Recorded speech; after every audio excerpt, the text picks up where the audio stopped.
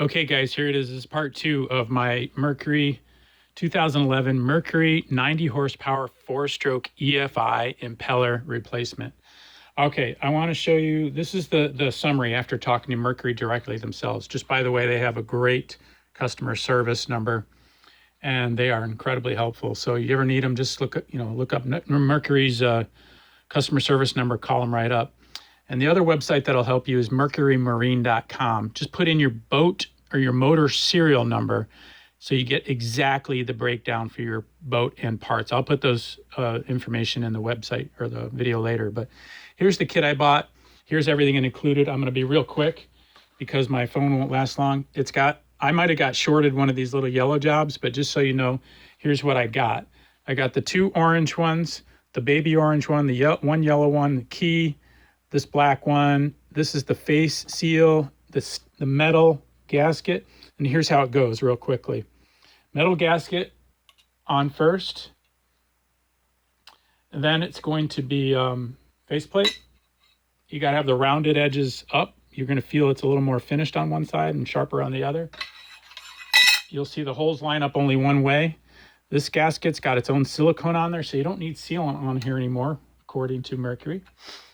And they've improved that. So you got that. Then you obviously come in with your impeller. Obviously I had the impeller here, but I forgot to bring it over. And you want this, this turns clockwise. And so you're gonna make sure it goes in there spinning clockwise. So you're gonna wanna force it in that way. You can either do it ahead of time and thread it, or you can put it on separate. So you're gonna drop on your impeller, with your keyway first, of course. Then you're going to drop on your housing with the grease. They have a special grease that they list. I'll put it in there later. And that'll help it slide on.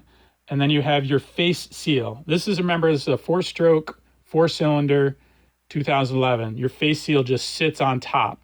And it's pressed in with what they call this tool. So that just presses it down to the correct height and helps you guide it down the shaft. So, just grease that up a little bit and use some grease on this stuff.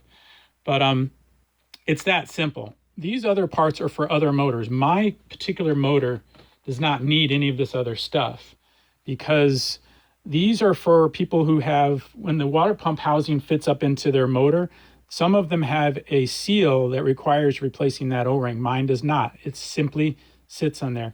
The other question I had was I found one of those down in there around the shaft when I took it apart. Somebody else didn't know what they were doing. I guess it does not require one there, according to Mercury, on my particular motor.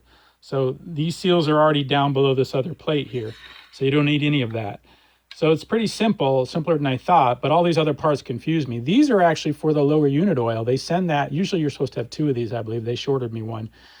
These are if you want to change the lower unit oil because you typically do it at the same time, or you therefore have these. So that's for that. This is for another motor, not my motor. You'll see that's for the it's listed in the instruction manual.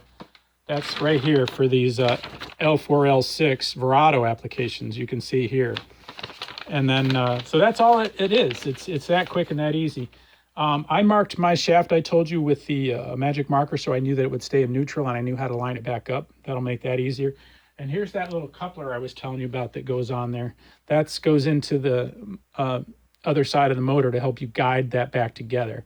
So that's the little plastic coupler. So hopefully I summarized it for you guys. If you have any questions, I did get to the bottom of it directly with Mercury. And then I will need to seal this off with some RTV glue. I'll give you that number too as well, some new stuff. But the sealant is no longer needed here because of the new gasket, like I mentioned. Hopefully that helps, and talk to you later. Thanks.